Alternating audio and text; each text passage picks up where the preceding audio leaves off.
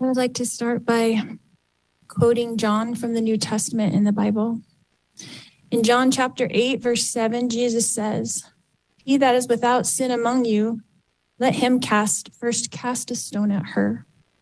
Then in verse 15, Jesus says, "Ye judge after the flesh, I judge no man. And yet if I judge, my judgment is true." Jesus knows me, and Jesus understands me. I mourn with all of you who mourn my children and Tammy. Jesus Christ knows the truth of what happened here.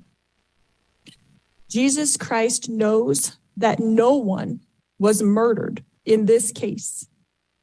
Accidental deaths happen. Suicides happen.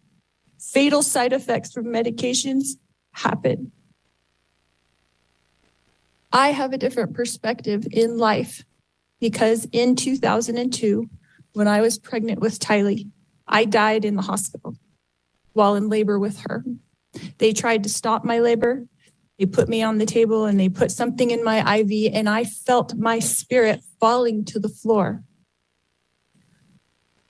I was standing near my pregnant body, watching the doctors try to revive me, which took them a few minutes. In that time, my sister Stacy was standing to my left. I turned to hug her and was surprised that her spirit was as tangible as a physical body, because I knew I was in spirit and she was in spirit. She said she needed to show me some things, and we went to heaven. I later returned to my body. Because of this experience, I have access to heaven and the spirit world. Since then, I have had many communications from people now living in heaven, including my children, Tylee Ashlyn and Joshua Jackson, my sisters, Stacy and Lolly, my aunts and my uncles, and my grandparents. I have had many communications with Jesus Christ, the Savior of this world, and our heavenly parents. I have had many angelic visitors have come and communicated with me and even manifested themselves to me. Because of these communications, I know for a fact that my children are happy and busy in the spirit world. Because of my communications with my friend Tammy Daybell, I know that she is also very happy and extremely busy. I have always mourned the loss of my loved ones, and I have lost many in this mortal world. However, I know them more than most people. I know where they are now and what they're doing. I know how wonderful heaven is, and I'm homesick for it every single day. I know we all lived in heaven before we were born on earth, and we were all adult spirits in the heavenly realm. We chose to come to earth as mortals. Heaven is more wonderful than you can possibly imagine. I do not fear death, but I look forward to it. I did not want to return to my body when I was out of it. Even though my son Colby, who I adored more than anything, was only 6 years old at the time, and I was about to give birth to this new baby girl that I wanted so badly. I was a young mother, and you would think I wouldn't want to leave my children, but as I stood in heaven, I did not want to go back. I thought they would be fine without me because I was peaceful and I was happy and I was home. But then I was told by Jesus that I needed to go back and complete things that I had covenanted or promised to do before I was born. This caused me a lot of distress because I knew heaven was my real home, and I only wanted to be there. I was free from pain, emotional and physical. But then I was shown how I would help my children and others in the future. So ultimately, I did agree to go back to my body.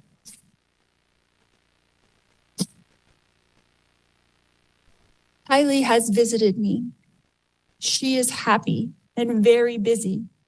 Tylee is free now from all the pains of her life. Tylee suffered horrible physical pain her whole life. I sat with Tylee in the hospital year after year after year while she screamed in pain when the morphine wasn't even enough to take away the pain of her pancreatitis. I sat there while she cried and I held back her hair while she threw up. And I am the only person on this earth who knows how much Tylee suffered in her life. She had pain every single day. She never felt good.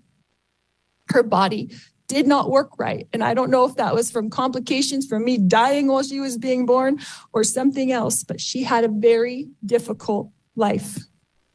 She was sexually abused by her own biological father since she was 3 years old, and she was forced by family court to go visit him for 10 years against her will. I fought for her in court. I protected her. I tried to protect her with my whole life. I tried to protect her. I worried about her every single day. Tylee had to get her GED because she couldn't go to school every day because she never felt good. She felt sick. Nobody knows this because Tylee, like myself, tries to put on a good front, tries to be a happy person, tries to have hope in life, tries to know that she's here for a purpose and that she has an eternal purpose to be on this earth. But I never stopped worrying about her. One of the times that Tylee came to me as a spirit after she died, she commanded me and she said to me, "Stop worrying, Mom. We are fine." She knows how I worry and how I miss her. The first time JJ visited me after he passed away, he put his arm around me and he said to me, "You didn't do anything wrong, Mom. I love you. And I know you loved me every minute of my life." JJ, Joshua Jackson, was an adult spirit. And he was very, very tall when he put his arm around me. He is busy. He is engaged. He has jobs that he does there. And he is happy where he is. His life was short, but JJ's life was meaningful. JJ was a wonderful person and touched the lives of everyone. And I adored him every minute of his life. My eternal friend, Tammy Daybell, has visited me on several occasions. She came to bring me peace and comfort, and I know that she is extremely busy helping her family, especially her children and grandchildren. And I have a great love for Tammy.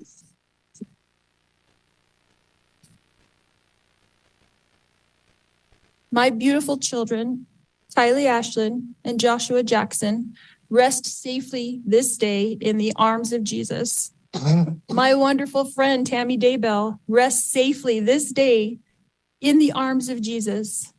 And I look forward to the day when we are all reunited and I too will rest with them in the arms of my Jesus.